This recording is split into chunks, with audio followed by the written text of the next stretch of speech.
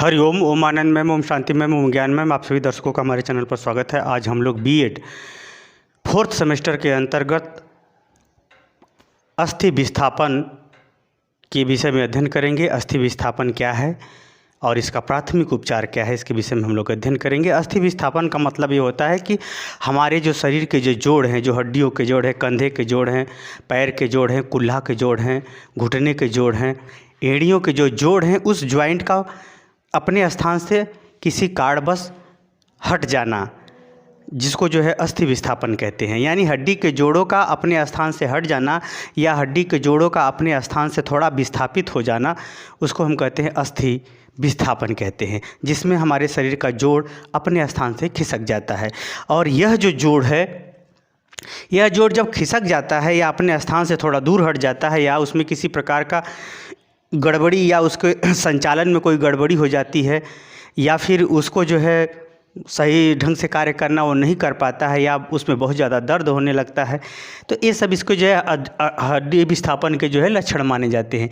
गंभीर, जब हड्डी विस्थापित होता है तो गंभीर दर्द होता है, जोड़ों में बहुत ज़्यादा गंभीर दर्द होने लगता है। उसमें जो है बाहर से देखने पर विकृतियाँ, मतलब जैसे कंधा खिसक जाएगा तो एक कंधा ऊपर उठ जाएगा, एक नीचे। अगर पैर का, घुटने का अगर वो खिसक जाता है तो घुटना जो है उस पर खड़ा नहीं होया जा सकता, उसमें बहुत भयानक दर्द होना है। वहाँ पर भी मतलब सुंदर नहीं देखने में लगेगा, बाहरी आकार उसका विकृत हो जाएगा, खराब हो जाएगा, यानी विकृति देखने। और उस स्थान पे सूजन बहुत ज़्यादा हो जाता है।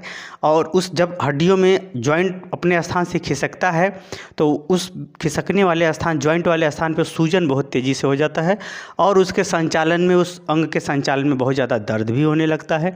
और कभी कभी होता क्या है कि अगर हड्डी खिसका हुआ है तो अगर उसका सही उपचार नहीं हुआ हो, सही समय से उसका दवाई ववाई ना हो, तो उस पर गांठ-नुमा भी पड़ जाता है, जो कभी कभी उससे दर्द भी देता है।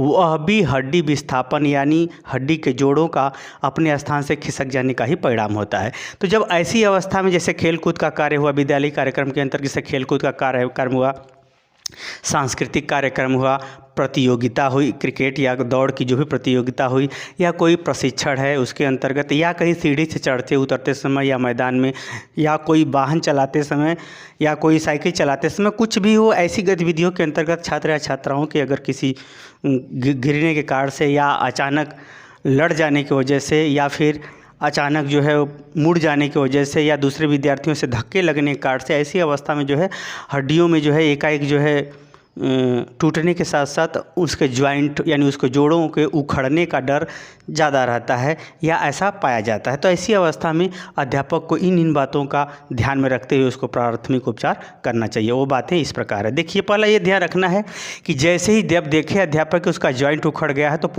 तुरंत उसको उस अवस्था में लेटाए या उस अवस्था में स्थिर रखे जिसमें उसको थोड़ा आराम मिलता हो। पहला प्राथमिक उपचार ये।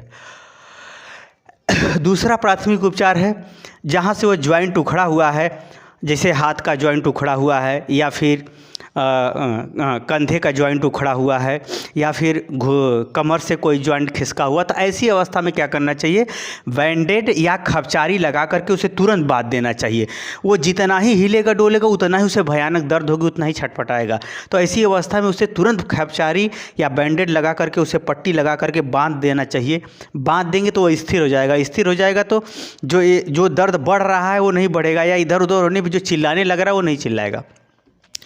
इसके बाद होता क्या है, तीसरा इस बात का ध्यान रखना चाहिए, जहाँ पर सूजन हुआ है, जिस भाग में या शरीर का जो ज्वाइंट खिसका हुआ है, उस भाग को भी एक आरामदायक स्थिति में, जैसा कहे कि हमको यहाँ पर कम दर्द हो रहा है, यहाँ थोड़ा आराम लग रहा है, तो उसी अवस्था में उसे रख करके स्थिर रखने का प्रयास भी करना चाहिए। अगला है, अगर उसको संचालन, उस अंग को संचालन करने में तो तकलीफ होती है तो संचालन उस अंगों का रोक देना चाहिए, यानी उस अंग को हिलाना डुलाना नहीं चाहिए, इसका भी ध्यान रखना चाहिए। अगला है, ये ऐसी अवस्था में घायल को यथाशीघ्र अस्पताल में भर्ती करें।